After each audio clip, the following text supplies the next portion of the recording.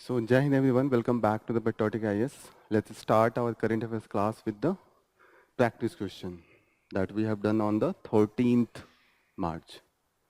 So, pehla question, which one of the following traditional dance form of the Kerala involves performer tying the horse-shaped frame around their waist? कौन सा है? 13th को we covered. Online था, हम लोग नहीं थे उस दिन, बट ऑनलाइन मैंने लिया था क्लास. कितने, सबसे पहले ये बताइए कितना इसमें से कितने केरला से बिलोंग करते हैं? How many of them?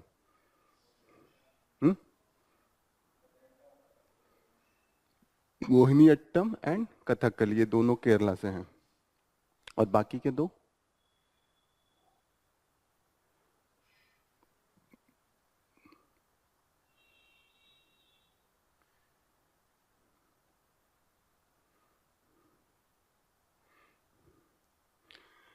ये दोनों भी केरला के ही हैं. ये दोनों क्लासिक में आ जाते हैं और ये दोनों फोक डांस आते हैं, local. Theyyam is very close to Kathakali, लेकिन ये मेनली जब मिथोलॉजी पे होती है. वैसे मिथोलॉजी पे भी होती है, लेकिन वो रिचुअल्स के थ्रू होता है. रिचुअल्स एंड उनका जो कस्टम होता है उसको फुलफिल करने के लिए थेयम करते हैं. थेयम कई बार बड़ा ही एक तरीके से वो खुद जो थेयम कर रहा होता है खुद को भगवान समझ लेता है, और कई बार वो बहुत ही डेंजरस रूप में आ जाते हैं, अटैक करने लगते हैं थेयम में. लेकिन जो कुथीर कली है that is the horse shaped, जैसे काठ का घोड़ा हम बचपन में देखते थे ना, डांस करने गांव में आते थे. Same was the concept into the Kuthira Kali. ये होगा, ये फॉक डांस है एंड हॉर्स शेप्ड फ्रेम होता है, वो कमर में बांध के या उस शेप का बना के उसको स्ट्रिंग पे या किसी रॉड पे वो डांस कराते हैं. So B will be the correct answer. चारों केरला से हैं, ये आपको पता होना चाहिए. Next question, with reference to the Ibn Battuta observation about India, consider following statement. He noted that Indian cities were highly developed with the well-established postal system. Second, he did not mention the caste system in his book Rihala. Which of the statement given above are correct? One only, two only, both one and two, neither one, neither two. Bharat के Ibn Battuta की टिप्पणियों के संदर्भ में निम्नलिखित कथनों पर विचार करें. पहला है, उन्होंने कहा कि भारतीय शहर अत्यधिक विकसित है, यहाँ डाक व्यवस्था भी अच्छी है. रिहाला में जाति व्यवस्था का उल्लेख नहीं किया है. कौन सा सही है? पहला सही है. आप लोगों का? इब्न बतूता इतना गाना भी है, ठीक है. इब्न बतूता बहुत फेमस है क्योंकि वो पूरी जिंदगी बिता दी ऑन द ट्रेवल, पूरी लाइफ. जब वो निकल रहे थे तो अपनी मदर को देखा और बड़े परेशान हो गए, कहा कि पता नहीं मिलूंगा कि नहीं मिलूंगा. वो नहीं मिला, वो होल लाइफ ट्रैवल में बिता दिया. और बहुत ही इंटरेस्टिंग उनकी स्टोरी भी है. यहाँ पे आए तो मोहम्मद बिन तुगलक के कोर्ट में इनका ज्ञान देख के उन्होंने काजी बना दिया, अपना जज बना दिया. बीच में किसी ने चढ़ा दिया तो उसको जेल में भी बंद कर दिया था मोहम्मद बिन तुगलक. बाद में फिर से वापस निकाला जब उसका सस्पिशन दूर हुआ, तो फिर वो इनको चाइना भेज दिया इनवॉय बना के अपना. ठीक है, तो ये सब बहुत इंटरेस्टिंग चीजें हैं, ये सब चीजें पता होनी चाहिए. उन्होंने कास्ट सिस्टम के लिए बोला, लेकिन बहुत डिस्क्रिप्शन में नहीं बोला है. बहुत ही सैलो अंडरस्टैंडिंग थी, बहुत ही छिछला उनका नॉलेज था, ऊपरी नॉलेज. कास्ट सिस्टम को उन्होंने देखा, उन्होंने कहा था कि हाँ Brahmins have the special and respected position. He also mention the discrimination जो हो रहा था, लेकिन एकदम किस तरीके से स्ट्रेटिफिकेशन है वो इन्होंने नहीं बताया, लेकिन उन्होंने मेंशन किया है. मेंशन किया तो इसलिए ये गलत होगा और ये सही है, क्योंकि इंडिया का उस समय जो पोस्टल सर्विस था बहुत ही हाई ग्रेड का था. ऐसा होता था कि हर 2 किलोमीटर पे एक घोड़े पे सवार खड़े रहते थे, एक दूसरे को देता था, दूसरा दौड़ को उसको देता था. ये सिस्टम इतना तेजी से था कि जैसे आज का जो पोस्टल टाइम लगता है ना 3 दिन, वहां पे 3 दिन के पहले वो पहुंचा देते थे. लेकिन यही था उनका एफर्ट, उस तरीके से था. तो ये सही है. तो correct answer will B one only, A will be the correct answer. Clear? Next question. Arrange the following events related to the Chagos archipelago in chronological order. पहला है the Treaty of Paris led to British control of Mauritius including Chagos. Second, the UK separated Chagos from the Mauritius to create British India Ocean Territory. Third, Portuguese explorers discovered the Chagos Island. And fourth, the International Court of Justice ruled that UK control over Chagos was unlawful. यहाँ पे है Chagos द्वीप समूह पे संबंधित निम्नलिखित घटनाओं पे कालानुक्रमिक क्रम से व्यवस्थित करें। पेरिस की संधि के परिणाम स्वरूप चागोस सहित मॉरिशस पर ब्रिटिश नियंत्रण स्थापित हो गया। सेकंड, ब्रिटेन ने चागोस को मॉरिशस से अलग करके ब्रिटिश हिंद महासागर क्षेत्र का निर्माण किया। नेक्स्ट, पुर्तगाली खोजकर्ताओं ने चागोस द्वीप समूह की खोज की। लास्ट, अंतरराष्ट्रीय न्यायालय ने फैसला दिया कि चागोस पर ब्रिटेन का नियंत्रण गैर कानूनी था। किस तरीके से होगा? सबसे पहले कौन होगा? 3, ये पहले पे होगा, फिर 1, ये दूसरे पे होगा, फिर ये थर्ड पे होगा एंड ये फोर्थ पे होगा। आप लोगों का सेम? क्यों? कैसे? पुर्तगीज पहले आए थे। किस में हुआ था? 1763। सही है। ट्रीटी ऑफ पेरिस कि 1814 में हुआ था, जब नेपोलियन के साथ युद्ध हो रहा था। French defeated by the battle of Waterloo. 1763 वाला तो जब अमेरिका को लेके हुआ था। 1824 में जब नेपोलियन को हरा दिया वाटरलू के वॉर में, तब हुआ था ना। आप जो बता रही हैं वो भी, हाँ, लेकिन उसमें तो कनाडा वाला जो पोर्शन था वो सब डिस्ट्रीब्यूट हुआ था। ये वर्ल्ड हिस्ट्री का पार्ट है।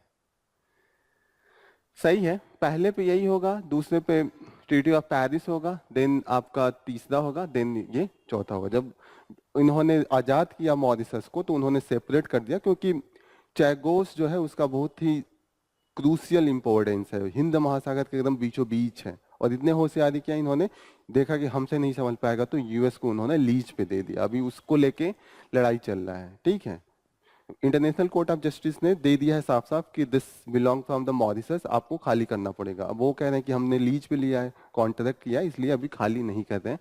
तो करेक्ट जो होगा वो थर्ड पहले पे होगा, तो थर्ड स्पेस पे होगा। Then you should go with the 1, तो 2 1, तो ये हो गया। लॉजिकली भी लगा सकते हैं, जैसे आपने कहा पुर्तगीज सबसे पहले एक्सप्लोर कर रहे थे, उन्हीं का सब जगह था। हम देखते हैं कि पूरा का पूरा स्टार्ट उन्होंने ही किया था, तो थर्ड पहले पे होगा। उसके बाद सो सी बात है कि जब फ्रेंच आपस में लड़ रहे थे यूरोपियन फोर्सेस, तो वो आएगा। फिर जब आज़ादी की बात आई तो इन्होंने सेपरेट किया। और रिसेंट का जो केस है 2018-19 का, वो ये वाला है, 4 वैसे भी लास्ट में होगा। तो A will be the correct answer. 1 3 पहले पे होगा, 1, then it will be 2 and then 4। Next question,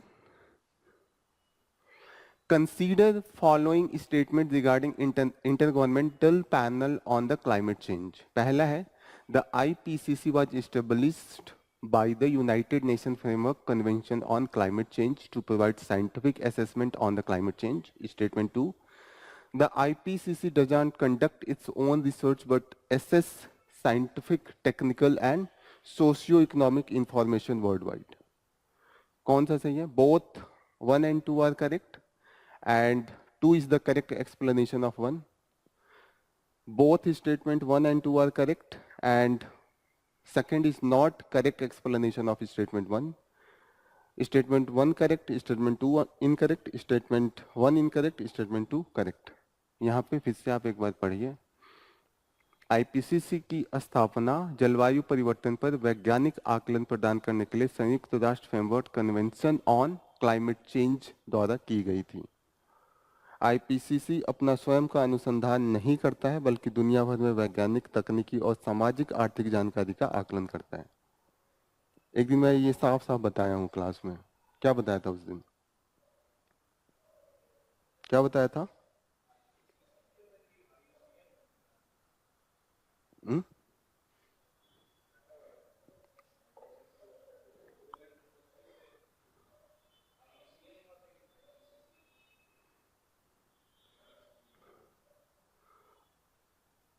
कौन सा आप बता रहे हैं? आईयूसीएन। वो तो अलग है, वो तो अपना एनजीओ है, nothing to do with the UN. यू इसका आईपीसीसी यूएन का ही पार्ट था, यूएन इन्वायरमेंटल प्रोग्राम ने किया था। किया है यूएन ने ही, लेकिन यूएन एफसीसीसी ने नहीं किया था, यूएन ईपी ने किया था। Environmental programme with the help of the World Meteorological Organization WMO, ये दोनों ने मिलकर किया है। तो ये है यूएन का स्पेशलाइज्ड पार्ट ही, ठीक है। तो पहला गलत हो गया क्योंकि यूएन एफसीसी ने नहीं किया है। आईयूसीएन तो एनजीओ है ना, वैसे वो बहुत एसोसिएट होकर अब उसका रिकॉग्नाइजेशन है, लेकिन अभी भी वो एक सेपरेट पार्ट है। लेकिन उसका रिकॉग्निशन, उसका रेड लिस्ट का रिकॉग्निशन यूएन करता है। सेकंड सही है, वो खुद का रिसर्च नहीं करते हैं, एक दिन और बताया था मैंने। वो दुनिया भर का रिसर्च पेपर को इकट्ठा करते हैं, उसको एसेस करते हैं और वो बताते हैं कि दुनिया किस ट्रेंड में जा रहा है। बोला था एक दिन, ये बताया था, ठीक है। ये क्वेश्चन पूछा जाता है कि सबको लगता है कि ये खुद का रिसर्च करते हैं, लेकिन खुद का रिसर्च नहीं है।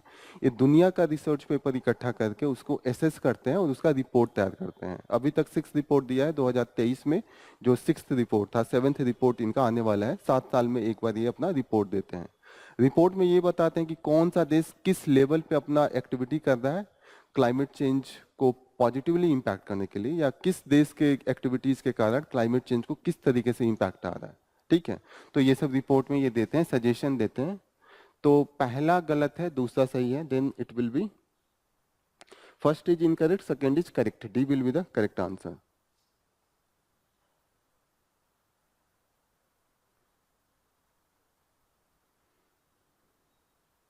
Clear? Next question, with reference to Immigration and Foreigners Bills 2025, consider following statement. The bill mandates the reporting of foreign nationals staying in hotels, universities and hospitals. Second, it allows the compounding of certain offenses related to immigration to reduce compliance burden. One only, two only, both one and two, neither one, neither two.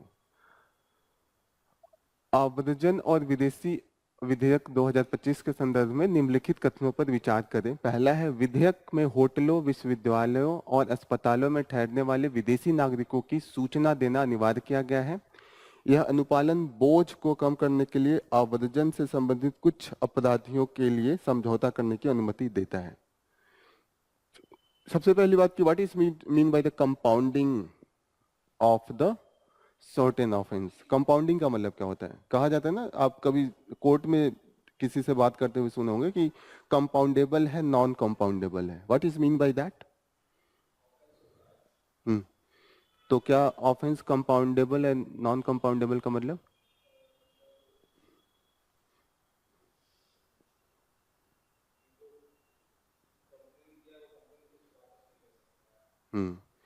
Good. Non compoundable में ये होता है कि आप समझौता आपस में नहीं कर सकते हैं। होता है ना कि कुछ चीजें बहुत हीनियस मानी जाती हैं, जैसे रेप का क्राइम मैं एग्जांपल के लिए लूं, वो माना जाता है कि सिर्फ किसी इंडिविजुअल के खिलाफ नहीं है, वो पूरे स्टेट के खिलाफ है। तो वो इंडिविजुअल जिसके खिलाफ रेप हुआ है, विक्टिम, अगर वो लेना भी चाहे, एक बार केस कर दिया, तो वो वापस नहीं ले सकते हैं। एक बार केसेज हो, भले वो जानबूझ के हार जाए, अपना केस वीक कर लें, लेकिन केस लड़ना पड़ता है लास्ट तक, ठीक है। तो उसको नॉन कंपाउंडेबल कहते हैं। कंपाउंडेबल मतलब सहमति करके आप केस वापस ले लें, ठीक है। तो ये कंपाउंडेबल है कि नहीं है? अभी 23 को ये न्यूज में था, 24 को भी था, तो हमने पढ़ा था। और 14 को तो हमने नहीं पढ़ा था, 13 को तो पढ़ा था। एक उसके पहले भी एक दिन मैं क्लास में भी पढ़ाया हूं ये चीजें। पहला सही है, पहला सही ऐसे भी लग रहा है। दूसरा, दूसरा सही है क्योंकि लॉजिक भी तो दे दिया है, रिड्यूस द कंप्लायंस। हीनियस इतना क्राइम भी नहीं है, फॉरेनर्स आया, हो सकता है होटल वाले ने नहीं रिपोर्ट किया, गलती हो गई छोटी मोटी, तो ये नहीं कि आप पेंडिंग बढ़ा दें। अगर आपस में समझौता हो कि कुछ पैसे पेनल्टी दे के केस वापस ले रहे हैं, तो वो लिया जा सकता है। हीनियस क्राइम के लिए ही नॉन कंपाउंडेबल होता है। मर्डर हो गया, रेप हो गया, इस तरीके से आपने दंगा फसाद किया तो वो सब नॉन कंपाउंडेबल होता है। तो correct answer will be 1 only. पहला गलत था ना? अच्छा, दोनों सही है, both are correct, C will be the correct answer. ठीक है। Next question, consider following statements regarding Hague Convention of 1965.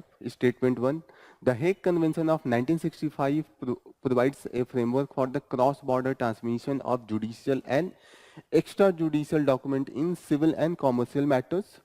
Second, the convention applies to criminals cases where judicial cooperation between nations is required. Which one of the following is correct? Both statement 1 and 2 are correct. 2 is the correct explanation of 1. Both are correct and second is not correct explanation. Then statement 1 is correct, 2 is incorrect. Then D, 1 is incorrect, 2 is correct.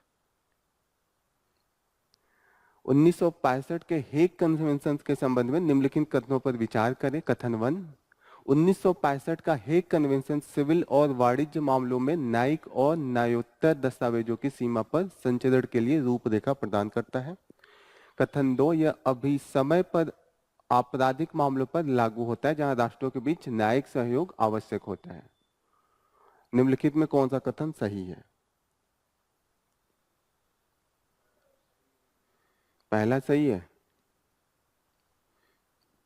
आप लोगों का सही। Second,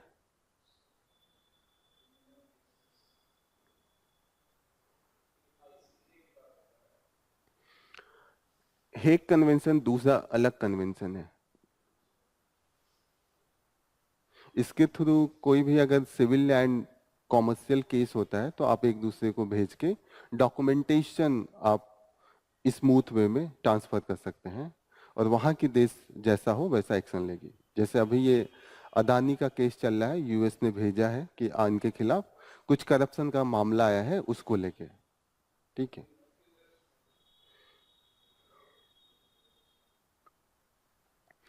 criminal cases होगा।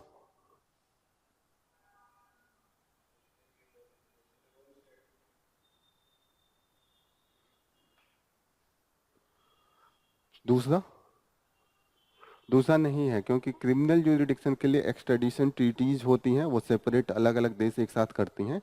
ये common है, civil and commercial पे सब agree हो जाएंगे, क्रिमिनल पे नहीं एग्री करेंगे क्योंकि उसमें उम्र कैद की सजा होती है, ये सब चीजें होती हैं, तो वो थोड़ा सा डिफिकल्ट लेने लगते हैं। सिविल एंड कॉमर्शियल में आपको पेनल्टीज ये सब लगाने होते हैं, तो वहां तक डॉक्यूमेंटेशन वो ट्रांसफर कर लेते हैं। तो the correct answer will be 1 is correct, second is incorrect, 1 is correct and second is incorrect. Last question, consider the following statements regarding a PAR ID.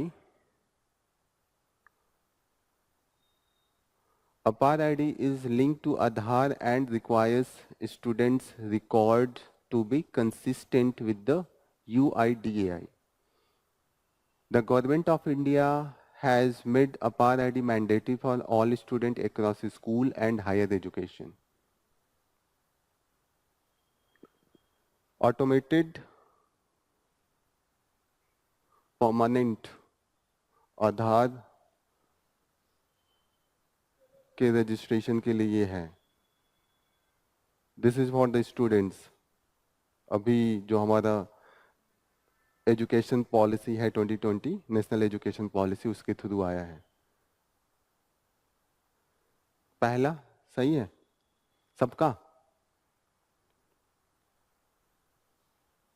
Second हाँ सही है, इनका सही है, आपका भी सही, आपका।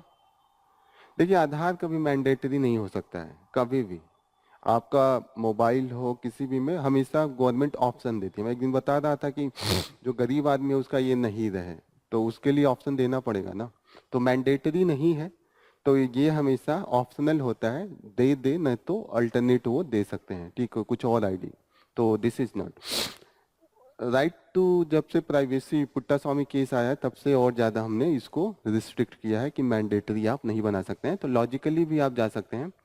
तो 1 is incorrect, second is correct, so D will be the correct answer. Clear? 13 तारीख का ये सब न्यूज़ था, मैंने लिया था ऑनलाइन, आप लोगों ने देखा किसी ने? अच्छा अच्छा, नेट खत्म हो गया। मेंस का क्वेश्चन जो हमने दिया था, ये दिया था, ये लिखा था, critically analyze limitation of human development index in assessing true development, especially in the context of environmental sustainability. ये आया था इसी 13 को ही था, ठीक है।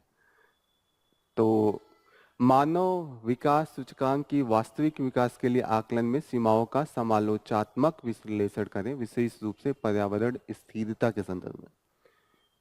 किसी ने नहीं लिखा? 3-4 दिन की छुट्टी थी, 13, 14, 15, 16।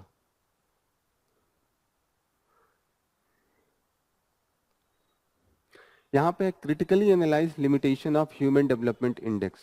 ह्यूमन डेवलपमेंट इंडेक्स में क्या क्या इंक्लूड किया जाता है? स्टैंडर्ड ऑफ लिविंग किससे वो मेजर करते हैं? पर कैपिटा इनकम से। तो पर कैपिटा इनकम, फिर इनका लिटरेसी रेट जो होता है, एजुकेशन एंड हेल्थ में क्या लेते हैं?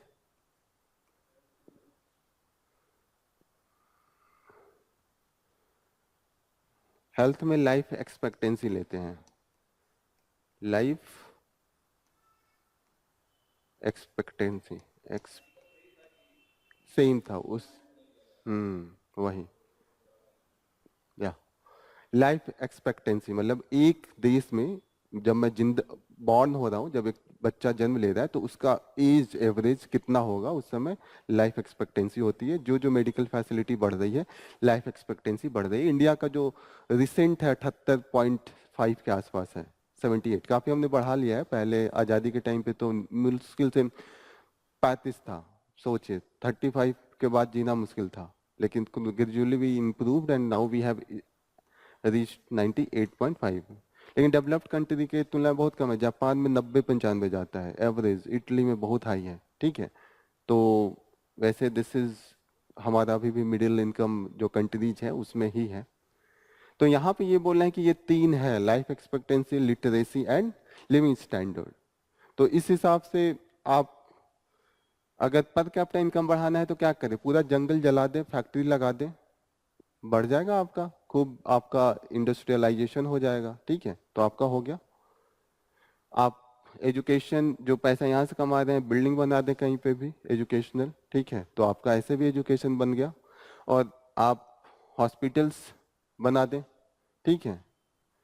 लेकिन दिक्कत है कि आपने जो जंगल जलाया वो सस्टेनेबल तो नहीं है ना, ज्यादा दिन के लिए है नहीं। आप तो सिर्फ पर कैपिटा इनकम, किस तरीके से आप पर कैपिटा इनकम पहुंच रहे हैं ये तो है नहीं।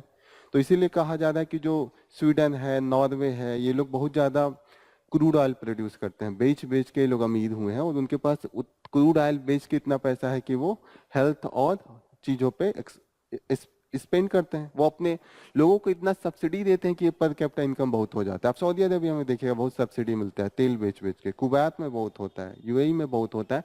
But that doesn't mean that कि आपका ओवरऑल जो सस्टेनेबिलिटी है वो आपका हाई है, ठीक है। डेवलपमेंट में कहीं ना कहीं आपका नेचर भी आना चाहिए। उस आर्टिकल में यही डिस्कशन था और इसमें भी आपको यही लिखना है कि आप डेवलपमेंट उसको नहीं कहेंगे जब तक वो सस्टेनेबल नहीं हो। 1, 2, 3 जनरेशन का डेवलपमेंट नहीं होता है, ठीक है। तो वही उन्होंने बोला है कि जो ओवरऑल इनका है वो फ्लॉड है। इसका बहुत विरोध हुआ तो अधिक से अधिक उन्होंने क्या किया, 2000 नियर अबाउट 2014 में वो लेके आए,